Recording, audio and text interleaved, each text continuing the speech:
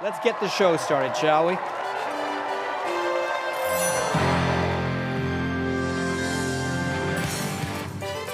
Live from BC Children's Hospital in Vancouver, it's the 29th Annual Miracle Weekend.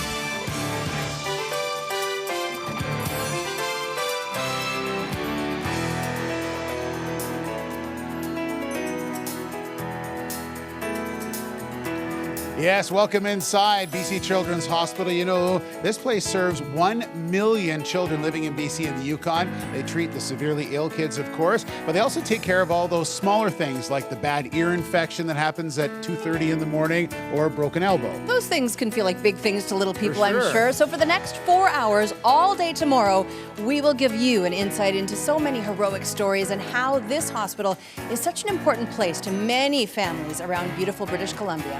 Another financial institution, I don't know what we would do without the banks and credit unions of BC when it comes to raising money. RBC, Todd Schufel, how long has RBC been raising money for children? 2016 is our 29th year running a campaign. Unbelievable. And this is employee driven, is it? 100%, yeah. It represents all our employees across the province in our branches, our service centers, and all of our partners. And how is it just simple things that you used to raise the money? Or? It's very grassroots. We sell Purdy's chocolates in April and May. We do Jeans Days. Yeah. We do spin-a-thons, raffles, online auctions, you name it. If we still do book sales, believe it or not, and it still raise money that way. And I see a Zumba class as well. So if you're eating the chocolates and the bake sale, Zumba class, awesome. Absolutely, yes. Yeah, well, let's take a look at this check. Let's see. Okay, 1, 2, 3. Let's flip that check. Holy cow, $301,319. Todd, thanks so much. Thank you so much for your employees. Oh, thank you. Okay, over to you, Jeff. You bet. Thanks, JD, very, very much. Yeah, we're outside in 30 degrees. It was not quite as hot this morning, and I'm getting to what I mean by that in a moment. But it was the Child Run for 30 years, but now it has a new name. Connie Beckler, hi. Hello. What's it called now? We're proud to be called RBC Run for the Kids. Run for the Kids, and it's a run walk. Tell me how it went this morning in about, 22-degree weather. Beautiful start to the day. Sure. We had over probably 6,600 participants join us in a 5-kilometer scenic route or the 2-kilometer fun run with a carnival celebration right after. Fantastic. And we're seeing a little bit of the tape with that right now, everybody having so much fun. Where was this held?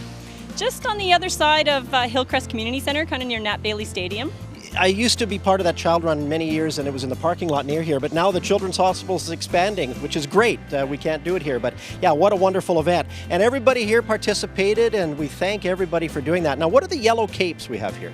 Well, we have over 100 fundraisers that raised over $1,000 individually. Wow. And the Wilson family matches that $1,000 donation. So that's an extra $100,000 plus to the hospital. Thank you so much. Okay, everybody, let's do it. Let's unveil how much we raised here at the run this morning, the walk run. Connie. $1,033,223.13. Over $1 million. Thank you. For the 7th year in a row, over $1 million. Oh, we love you. Thank you so much. Thank you, kids. Thank you, everyone. JD, back to you. Here with a big gang from the Banks division. Todd Laycroft is standing by with me here. Todd, talk about teamwork here. There really is a large group of people getting behind this initiative for you guys. Yeah, you know, we can be such bitter rivals competing in the marketplace, but it's just, it's amazing how all of the chartered banks get together and we collaborate so well in BC to raise money for BC Children's Hospital. And how do you go about raising money? What sort of initiatives do you take on? Well, it's all employee driven at all of the banks. A lot of creative initiatives, things like talent contests get done. It's quite a grassroots initiative. Talent contests, what are you talking about? Oh yeah, well, Bank of Montreal has a talent contest. Oh, yeah? It's fantastic. All right. Okay, we've got, talk about teamwork here. We've got a group of kids in the front who are going to help us turn these cards. You ready? We're going to start off on this side here. Flip them over. 0. We got a 0. Got a 7. What do we have here? Another 0.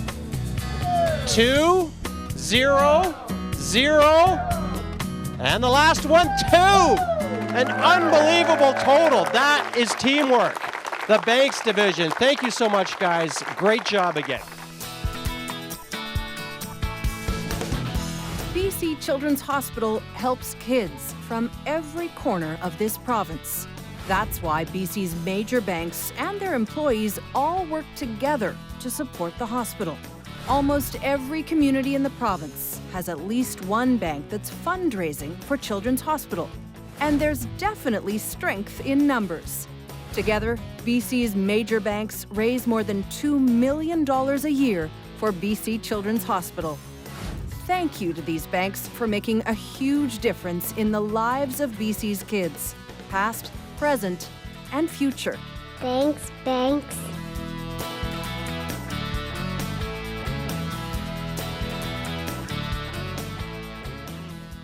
We are pleased to introduce you now to our 2016 champion child. I had a chance to chat with Aiden Chin earlier this evening. 5 years ago, cancer tore apart Aiden's world and forced him into BC Children's Hospital for weeks at a time. But you know what? Cancer couldn't break the deep bond Aiden had with his brother and his friends. In fact, it did quite the opposite.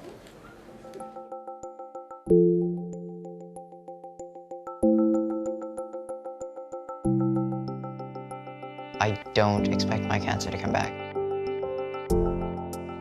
It's a new chapter in my life. I guess there is a sense of being a child, being a teen again. So there are times when I do feel free. I don't think I could ever fully go back to what it was like before. Bren was 7 years old and I was only 11, so we both were just kids, right? I had no clue. I heard the cancer word, I was just like, what is that? Okay, maybe I'm gonna see him tomorrow. My eyes kind of started opening up and I was just like, Aiden's not gonna be here for a while. I'm only gonna see him maybe a couple times a week.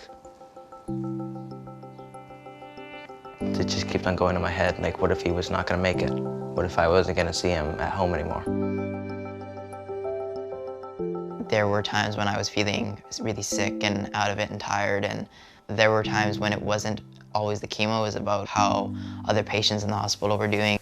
You don't know what it's like, because I've been through so much pain, but I want to be here for 2 weeks.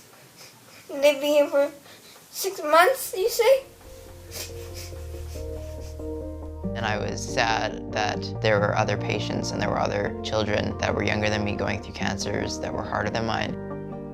Basically from that point on, I was like, why don't I try to get through it and then hopefully come back, help out.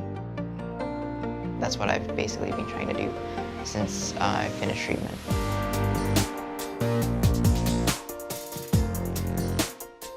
I got to join this club at the hospital called the Oncology Teen Group Club. It's something that you can't find out of the hospital. As a survivor, I'm still part of the teen group. There's still a lot of support that I can give to them and they can give to me, because there's an understanding that treatment isn't over when you're a survivor. There's still an emotional side of things. You have friends that are going through it, friends that aren't gonna make it through it, and that becomes a reality for you. It's not just over.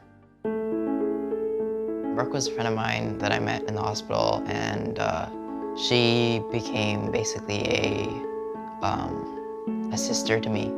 Brooke was definitely the closest friend that I had that I lost. The day before she passed away, I did get to see her in the hospital, and I did get to hold her hand, talk to her, and say goodbye, and tell her I loved her one last time. And I don't believe that you can accept something like that. You have to, I guess, learn to cope with it more. Before, I felt like cancer was something that was rare, that 1 in a ton of kids would be diagnosed, but it's not rare, and there's a lot of kids in oncology, children that are going through what you went through, and pain that is unexplainable.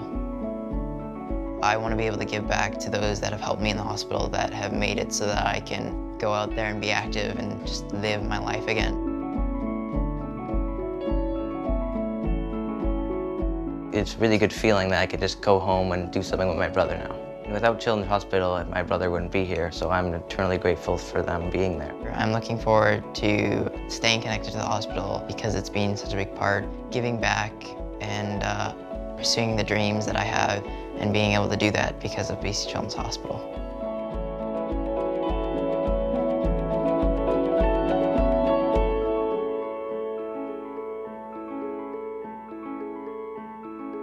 Miracle Weekend coming to a close, but what a weekend it's been.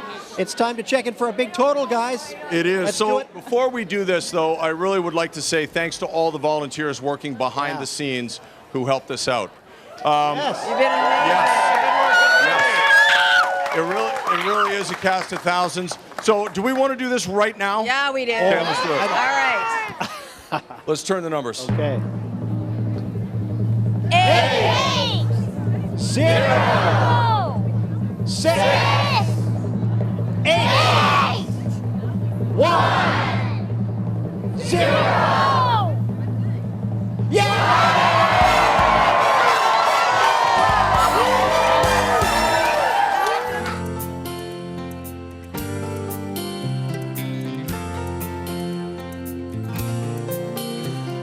Angels are smiling, lifted by love, awed by the children, exploring their world of pure innocence, pure love.